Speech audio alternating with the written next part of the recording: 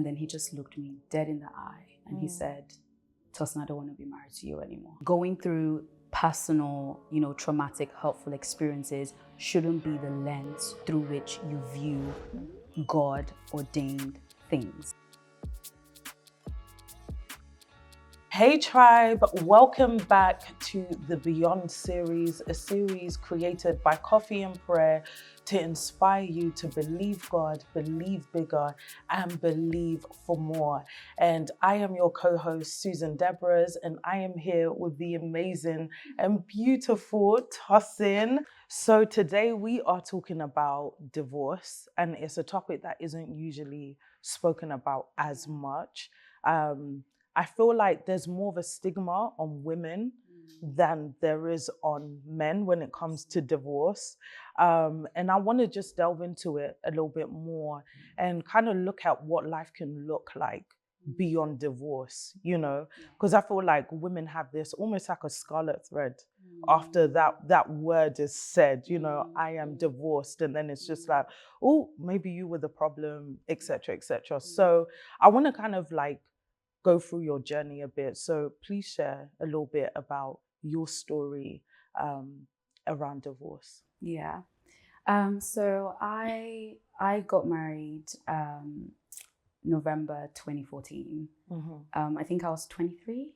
Wow. I don't want to reveal my age now, but it was some time ago. Some people could argue that I was quite young, but I didn't think so. I thought that was quite mature. I knew what I was doing, so I didn't go into marriage like clueless and not know. It wasn't like it was like I had butterflies. I'm just like, ooh. It wasn't like on the daisy things. Like I knew what I was doing going into the marriage. And prior to being married, so I courted this person for probably about 3 years. So we were friends for about a year and a half before that. So it was someone I knew really well. And someone that also helped me grow in my faith and my relationship with God, actually. And so we got married, and we're probably married for about 4 years, and it was leading into our 4th year anniversary. And in the last year of marriage, I knew something was wrong. I could sense that things were just not the same. And I would, ask him about it. And I would say, what's going on? Is everything okay? And he would just kind of brush it to the side and say, oh no, it's just life. He's busy and all of that stuff. And it was December 2017. I remember it was Christmas. My family were around, and, we were in the car. We had just come back from shopping. And I just said, hey, you know what? We're about to go into a new year. Like, whatever the problem is, I'm sure we can get through it. Just talk to me. We can have a fresh start. And then he just looked me dead in the eye and he said, Tosin, I don't want to be married to you anymore. Wow.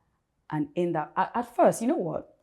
I was shocked, but I was just like, no, possibly not. Like, he's probably just going through maybe midlife crisis. Like men go through this stuff, where they're going through things and they don't talk about it. I was just like, but I was shocked in that moment. And then he said it again. He was like, Tosin, I don't want to be married to you anymore. Wow. I'm done with this marriage. I felt like this for a year. And that's it. And that right there was the beginning of the end. Literally. I don't know how much detail you want me to go into now at this point, but I would say from that moment, my world literally turned upside down. I spent a very long time after that moment. Obviously, I was trying to figure out what the issue was, or why was it he felt this way. And all I could think about was I didn't even care what had happened. I mean, I later found out that there was, cheating, adultery, all of that stuff. But that didn't matter to me. I was willing to fight for my marriage. I spent the whole of January, about 30 days, fasting and praying and just seeking God. And I continued up until actually the divorce was finalized. I continued to stand for my marriage. Imagine like being the one cheated on, but you're the one begging to stay, and fighting for it. And so the journey from that moment when he told me he wanted to end the marriage up until the divorce was finalized, and even after the divorce, up until this point, actually, being sat right here has been a process, a journey, and just a lot that has happened. Like when you said that you up until the divorce like went through, like it was final, was the point that you essentially stopped fighting. But was there any point where you were like, actually you really don't want this? Like actually, I should stop fighting. So was there a moment where you were like, okay, cool, I'm officially letting go before those papers came up? Yeah. I would say there were two moments that I felt. So me fighting up until the divorce was finalized, I'll be honest with you, sis, was just me being a Christian. It was just me trying to do the right thing. Because at the end of the day, you know, I know how God feels about divorce. And also I was very conscious of the fact that me deciding to get married and be with this person is a covenant. Yeah. And so it really is until death do us part. Yeah. And even though prior to, you know, being married, I used to say stuff like, well, if a man cheats on me, that's it, done, period, I'm out. But I think, you know, I was willing to do the right thing. But there were two moments prior to that, before the divorce was finalized, that I thought, yeah, I'm not doing this anymore. And I think one of it was, I think I shared this with you before, because in between our separation, he was in and out of the house, right? There were moments where he would just go and for 3 or 4 days, I wouldn't even know where he is. And then he would come back home. But every time he would come back home, there'll be a part of me that would be excited because I just felt like it was an opportunity to have a conversation. I felt like it was an opportunity for something to happen. So this day he had come back from being away for maybe about a week or so, and he came when he was in the guest room in our home. So I was in our in our bedroom. I was just prancing around like, oh my gosh, now is my chance. Now is my chance. So I go into the guest room and I literally just fell on my knees, like literally holding his leg. Wow. And I was just like, please don't do this to me. I'm sorry, whatever it is that I've done, like literally begging. And this was somebody who, prior to everything that was going on now, this person couldn't even see me like cry, you know? And while I was weeping and begging and saying, please don't do this to me, please don't do this to me, he literally got up and there was a look he had in his face. It was a look of disgust, sis. I'd never felt so small. I felt so embarrassed because I was just like, I've never begged a man. Like, what's going on here? And he literally looked at me in disgust. And you know, when somebody like, he didn't push me, but kind of like, you know, and walked out of the room. Wow. In that moment, there was something about that encounter. In fact, I think when going through therapy, it was one of the encounters that stayed with me for such a long time. It took me so long. I don't know. There was just something about that moment. And when I got up from that floor, I was just like, no. I was like, no. In fact, I'm not the one who is wrong here. I'm trying to fight for this marriage. So that was one encounter. I think the other one, which is an area that I haven't spoken much about in relation to my testimony, was when I actually found out that he had been cheating with my best friend. And so obviously when I found a woman I just have to let you know that, but go on. So I think up until this point, I mean, in trying to figure out why was it that he wanted to leave the marriage, you know, what was the problem? All this time I thought that I was the issue. I was like, maybe I wasn't a good enough wife. I'm not perfect, to be honest. So I knew that I had my issues. I knew that I had things that maybe could have been better. But there were things that he was just lying about the reasons. I think it was only later on in the separation that I then found out that actually it had to do with the fact that he wanted to be with my best friend. And something had been going on prior to him coming to tell me that the marriage was going to end. And so I think when I found out that this was actually real, in that moment, I was just like, no. No. I can't even lie to you, Tosin. Like, I'm getting angry. Now I'm like, give me his location. Give me his number. How dare you? You know? My maid of honor, what? Her signature was on my marriage certificate. Oh. Yeah. Oh. Yeah.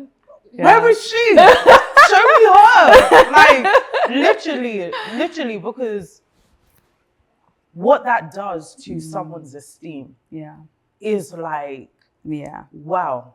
Yeah.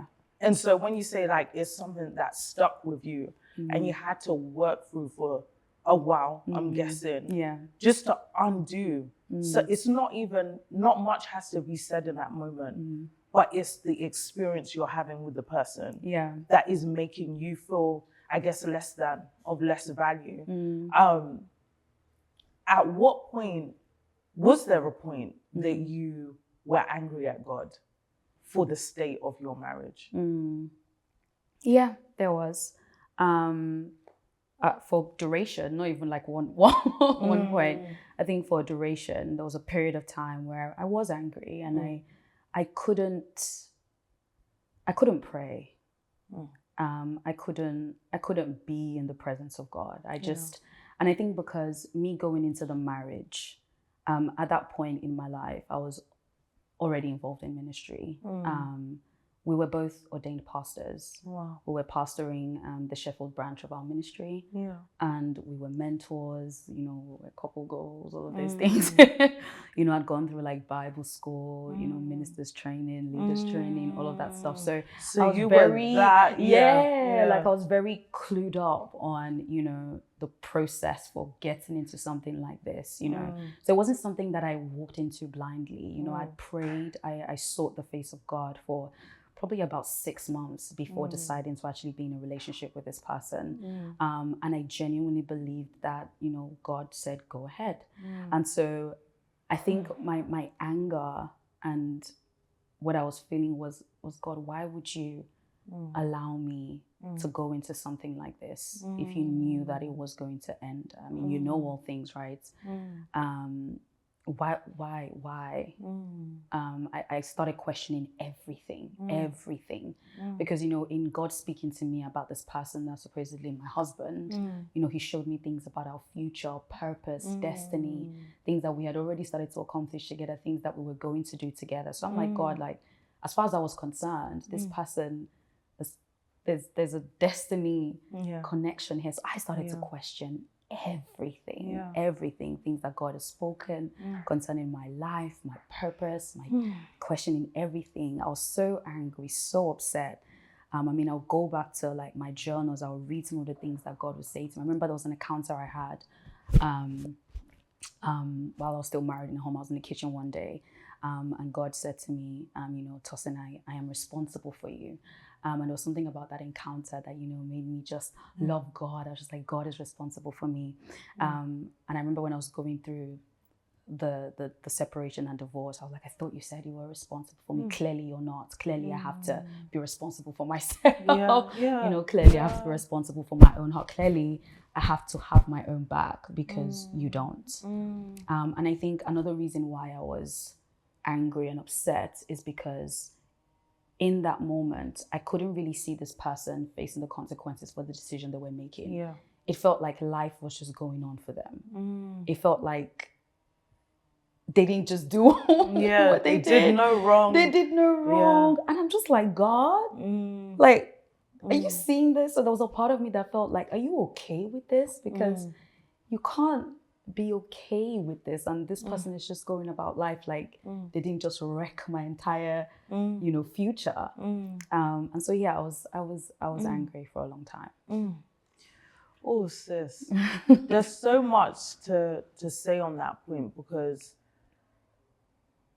I'm almost thinking about what that journey would have been like for him as well, like to get to that place. But before we get there, actually, like, how was it like in terms of rebuilding that trust with God after something so, like, because those feelings are valid, like everything that you're feeling is warranted, like it is like, okay, like you would feel like that. Some people wouldn't be sitting where you're sitting right now, like in terms of having the firm faith that you still do have now. So what did that journey look like for you in terms of rebuilding your faith in God again?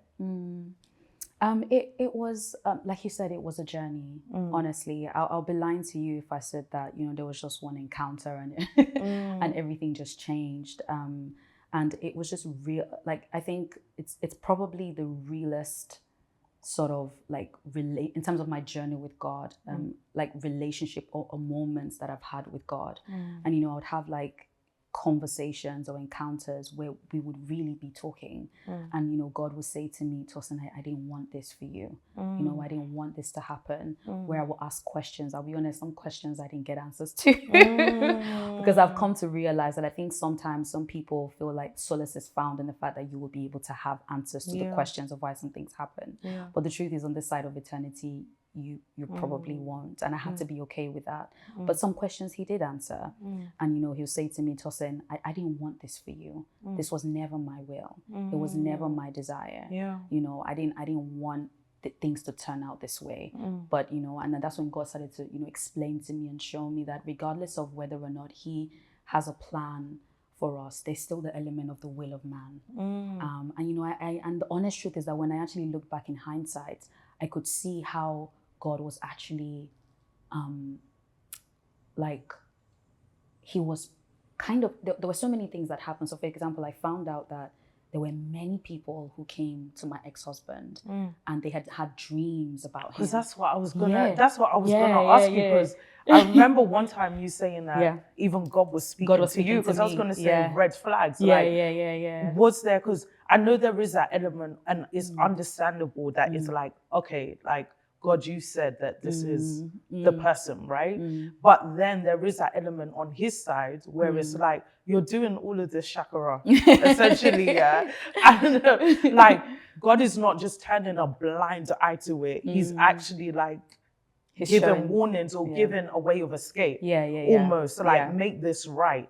Do what's right. So, but go ahead. Finish your thought. It was it was like in my conversations with God, I then started to see that actually from the very beginning, God was always there. Like when something was happening, I remember, I think I spoke to you about it, like in the first year of marriage, when things were actually like bliss, I was having consecutive dreams.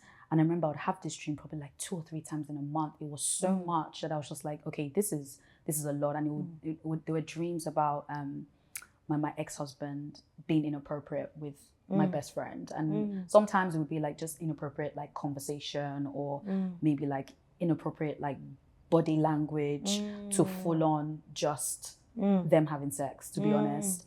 And every time I would have these dreams, I would tell my ex, but I felt like it was God's way of even warning him. Maybe what is to come. Of what is to come. Right. Maybe there were seeds already from that point. And God knew, because my husband was somebody that was like, before we got into a relationship, I looked up to him in relation to spiritual things and the things of God. So even when we were friends, he was somebody that would speak to about every encounter, like every dream, every vision. So even when we were married, I used to submit like my dreams or like my revelations to him and just find out what he would think. So God I'm so sorry, but you like not I'm so sorry, not that it's wrong what you're saying, but you were so in this marriage. I was like so in this marriage, like listen, okay, like, it's not easy out here. You know, I always sound from South Africa. It's a personality trait. Like, you know, like, it's an adjustment to be at that place, to be humble enough to even submit a dream. Do you get what I mean? Like, sometimes I'm just telling my husband because I'm telling my husband. Do you know what I mean? I don't want advice. I'm not trying to get I'm not trying to get feedback here, you know, or improvement points. But, you know, like, seeing that, I'm like, No, sorry. Go. You were in. I was. I was very like intentional about like, you know, just being like a good wife. And that stuff. And so like I would submit my dreams to him and things like that. So I think God knew that if he was going to give me some, I would speak to him. And so every time I had a dream like that, I would tell him. And I also found out later that there were several people during that time, just before he came to end the marriage, that gave him warnings. And they'll say, God is showing me something. These are people who don't even really know me or know us like that. And they would give him warnings. And so I think in having conversations with God, I could actually see that throughout the entire time, God was there. You know, he was trying to show me things. He was trying to show him things. It's not like he was completely, you know, like not present. He was. And so, I think over time, my faith built up again. And I realized that actually, God, you know what? The fact that you haven't struck this person dead is not an indication that you're not for me. And honestly, I mean, I wouldn't complain. I wouldn't complain. You know, in that moment, I'm not saying now, guys. I'm just saying at the moment when you're at the heat of it. I realized there was something that God said to me, that he was showing me that he was prioritizing my healing and my restoration over vengeance. And I think say that again. that changed everything. Say that again. God said to me that he was more concerned and he was prioritizing my healing and my restoration over vengeance. Wow. And I was just like, right. Okay, because I was so focused on vengeance. I was just like, you have to show this person that they've done something wrong. Like you have to do something. Like I need to see this person's life crumble. And that would be an indication that you love me. That would be an indication that you're for me. That would be an indication that you actually care. But God was like, no. Your well-being is. My well-being is. Your healing is. Your heart is. The restoration of your soul is. I care more about your soul than I do about vengeance. And I was like, yeah. Yeah. I mean, even with that, in your healing process, I'm sure there was a moment where you had to deal with the shame of a failed marriage, right? Because like I was saying in the beginning, it's almost like when a marriage does fall apart, or any relationship, right, between a man and a woman, when that falls apart, it's almost like, oh, maybe the woman wasn't doing this. You know, things are becoming a little bit more, I don't know, a little bit balanced a bit, you know, they'll ask the man that is not, you know what I mean? Just a little bit here and there, you know. But, you know, in the process of dealing with your healing or going through healing, it's dealing with shame as well. You know, what are they going to think? And majority of the time, especially you were a pastor, you were a mentor, like this was like, you got married young, like this is the ultimate picture of a godly marriage, right? And so how in that process did you deal with the shame? I think that was a huge one. That was a huge one. I think there was so many. I felt or experienced the shame on different levels. I think, like you said, there was the shame from being a leader and a pastor and being a reference point. I think for me that was probably the most hurtful one. I think being in a position where I stood as, you know, a representation of Christ to people. I just felt like I'd failed. I felt like I'd failed God. I felt like I'd failed the people that he had entrusted me with, because we were mentoring young couples.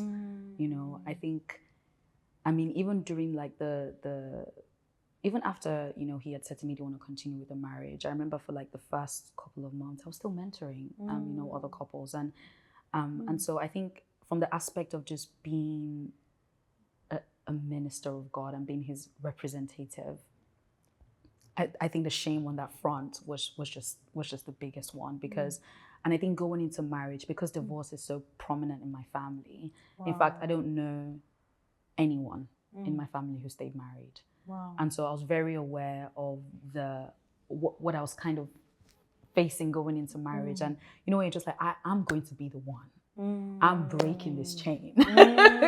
Like I'm breaking this generational cycle. I'm the one that is putting an end to this. And I think everybody knew that I had that kind of, you know, mindset and mentality. Also one of the reasons why I was fighting till the very end. And so I definitely experienced the shame, not just on being a minister or a pastor and a leader, but also just being a Nigerian woman. Oh my gosh. I'm just like, oh God. That should say everything that you need to know.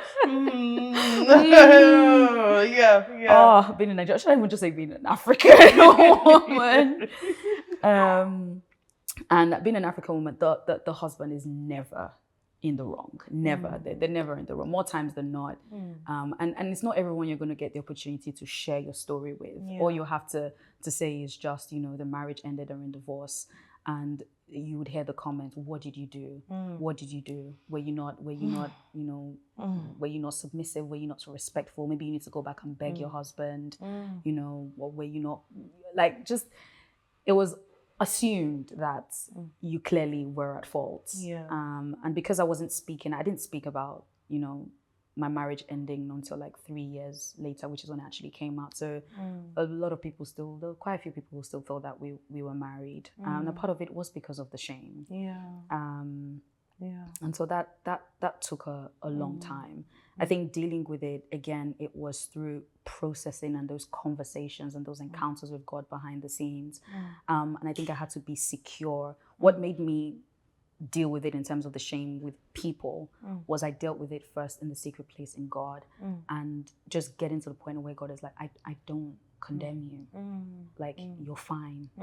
You're okay. I still have a plan for your life, a future, a hope.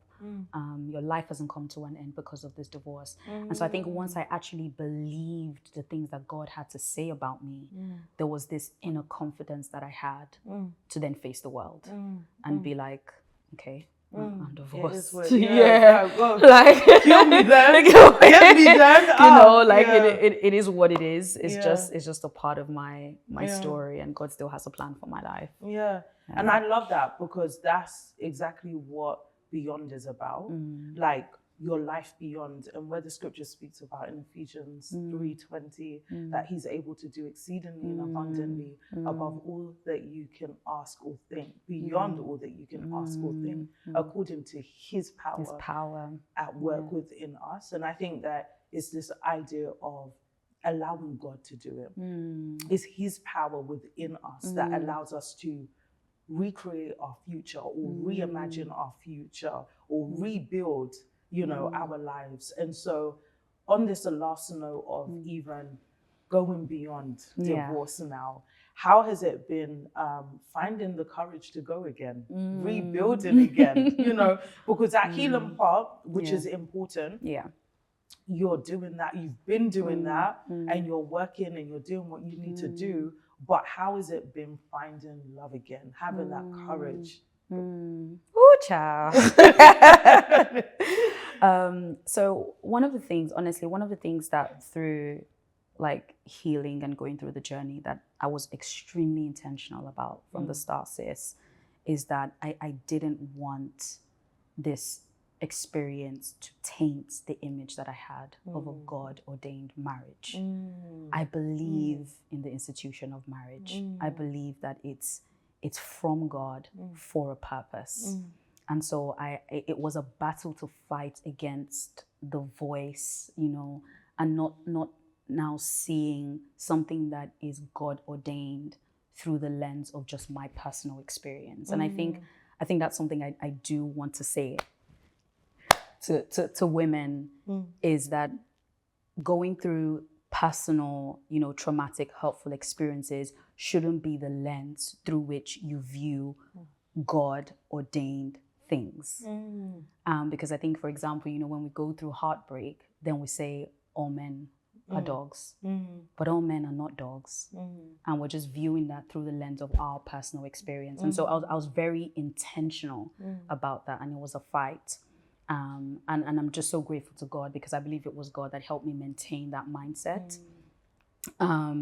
But the honest truth is, as much as I still believe that, I honestly didn't think that I would be in a position where I would be actually open to love again, because there was obviously that fear that what if this happens again? I don't think that I have the capacity to go through something like this again, because I became suicidal in the process of this. I think something I don't speak about, I've mentioned it, but I didn't speak about it much, was I did attempt to take my life twice. Wow. So, I mean, I was healing, but it wasn't a, it really could have happened. And so I'm just like, God, I can't, I just can't. But I think in processing this with God, me being open to loving again, and me being open, to be in a relationship again, it's not so much about the fear of getting hurt again. It's because now I'm just at a point where I trust God so much with my life, and looking at what he's brought me through. I'm at a place where it says, even if it happens again, I know I'll be okay. That's God a forbid. complete God forbid 360. it happens again. Yeah, But God forbid. God forbid. What do they like to do? God forbid. But no, that's a complete 360 as Yeah. well, from being at that place where, like, I want a divorce. God, why would you allow this to happen? I thought you said X, Y, and Z, to get into a place where it's like, okay, I trust you with my life. So this is not only rebuilding trust or having the courage again to trust another man. It's the courage again to trust God with this area of your life, like all areas of your life, but specifically the area that has broken you, to be able to be like, God, I trust you with this again, it speaks volumes to how deeply rooted you are, or how much of a revelation it is for you, or how much of a conviction you have about the character of God. And I think that that's what's in, not even just divorce, but anything that you go through. I think one of the turning points in my life was like, after everything I'd experienced and gone through from when I was young up until my 20s and whatnot, it was like this, like I had this revelation there after that.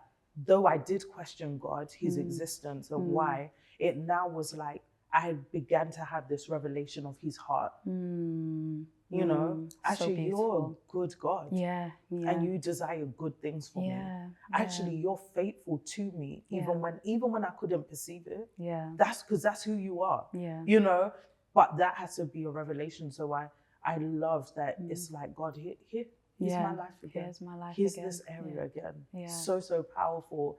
And I believe that your journey, your story is going to really bless so many women. I think so many lives as well. Like, I really appreciate your courage to even share your journey as well. And I believe it's a seed for another woman to go beyond. And so I'm really excited.